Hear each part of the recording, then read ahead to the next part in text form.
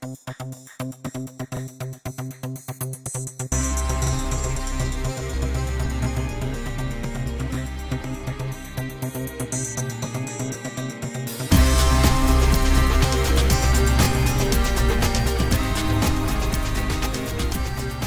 I was first asked to chair this session, I started thinking about the word trust quite a lot. Clearly it has to be the basis of any good relationship. And my thoughts on the subject ranged from the reputation of the English football team to the oil spill in the Gulf and much in between. I'm hoping that this session will explore the gap between how Britain sees itself and how others see Britain. Whatever trustworthiness Britain does have in the world, whatever we mean by that, whatever we mean by Britain, I think it has been damaged by the media, and I think it has been damaged by appalling actions by the British government, all the way from Hola camp in Kenya 50 years ago, coming through Iraq, coming through Afghanistan, and we haven't heard some of the things that happened in Afghanistan yet, but we will in future. I think we need to get ourselves out of our London and English media type of perceptions of where we are, step back and see how others perceive us. Yes, there's very much that is positive. There's a great deal of affection, but the idea that somehow Britain is out there exercising, punching above its weight, as is often said, I think we should not delude ourselves as to how that goes. I was struck by a comment the Chancellor made yesterday. I hadn't expected. He pitched up at a Times event for business people, and someone asked him, a chap from Uganda who got up and said, why really make this commitment to international aid, to ring-fencing international aid?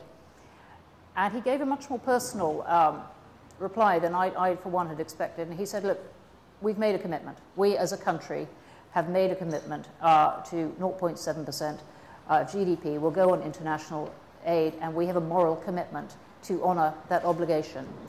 And it was, in what was otherwise a rather technical presentation, it was a very strong assertion that Britain should be seen to be trustworthy in this particularly sensitive area of international reputation. We have recently done some work with YouGov, actually asking the question in 4 countries, in Saudi Arabia, Poland, China and India, about whether or not a closer engagement and development of opportunity changes people's attitudes. And the answers are actually pretty substantial. That the change in people's attitude towards the extent to which they trust the people of the UK is significantly greater. The largest shift is actually in India, where it goes up by 19%. But in Saudi Arabia, where the level of trust is at its lowest, it changes by 14%.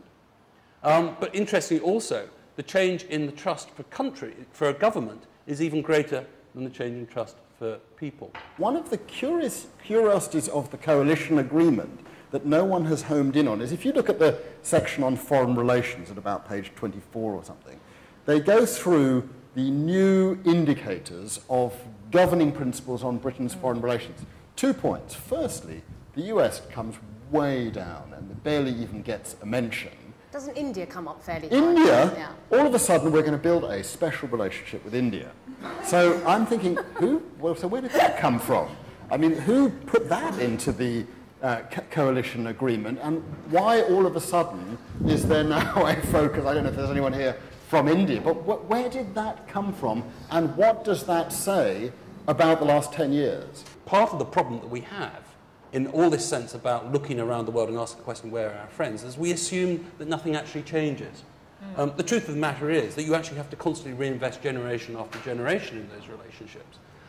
We aren't actually investing in the United States in anything like enough, because we assume that the United States is still run from the northeast, whereas in fact the entire demographic and political emphasis in the States is moving very sharply south and west. And we don't seem to have really taken that on board. America, to me, is becoming much more introverted. Its own problems, its own enormous swell of population, its own preoccupation with Mexico on its border, it's looking less to Europe.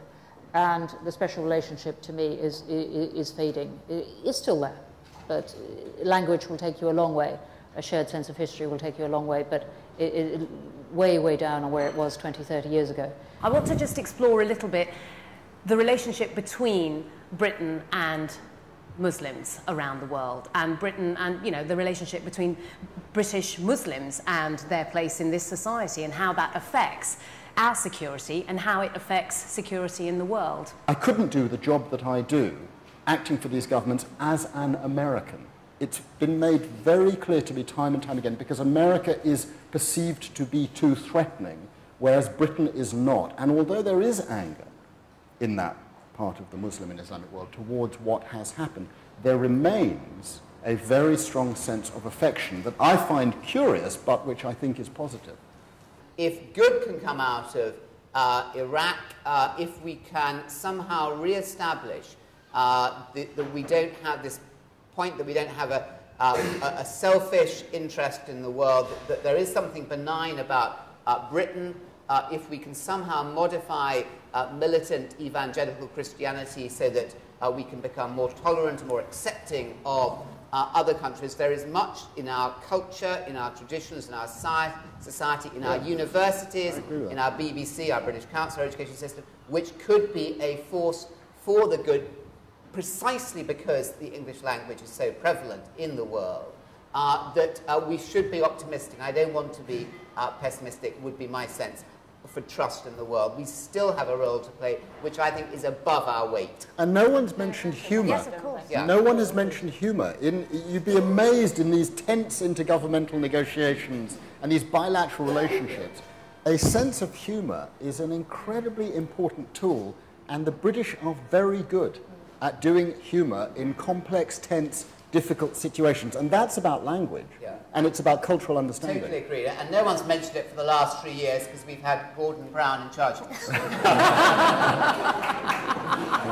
We can sit here and be all very pleased everybody comes to England and speaks English. But what's happening to language teaching in this country, apart from in schools like Anthony's? The danger is that we could become the sole monolingual country in the world if we do not do something about it, and do something about it very, very quickly. And it matters. Not because other people will not be learning English, of course they will be, but because we do not educate our young people to engage with people from other cultures in anything like an effective way. There is something like a 10 to 15 to 1 mismatch between the number of foreign students studying in this country and the number of British students studying overseas, and that is an extremely generous calculation of the number of British students overseas. And one of the least attractive things for people overseas is that our young people do not seem to be interested in them. They don't want to engage with them. They don't want to go out and learn their languages or study there. I had an extremely embarrassing conversation with the Mexican Minister of Foreign Affairs the other day, who Mexico offers scholarships for young British students which will pay all the fees, all the living costs and the airfares to get to Mexico. Last year, one person in the UK applied for them.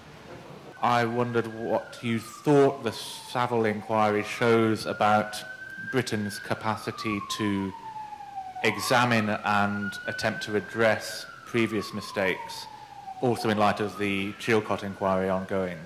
The Savile inquiry, of course, is mirrored by the Chilcot inquiry, and the number of times I've had a senior government official say to me, "Who is this man, Chilcot?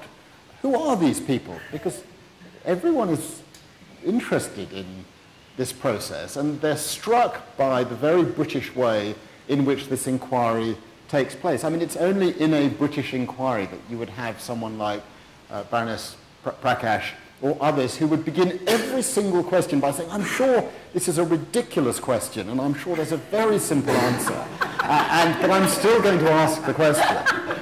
And people are curious about it. The proof will be in the pudding as to what they actually say and do.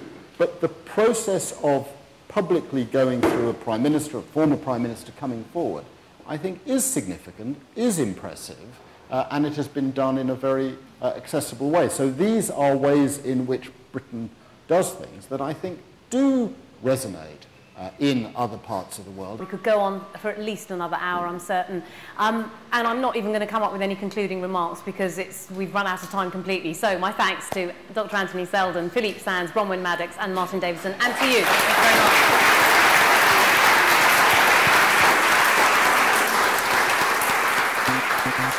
Thank you very much.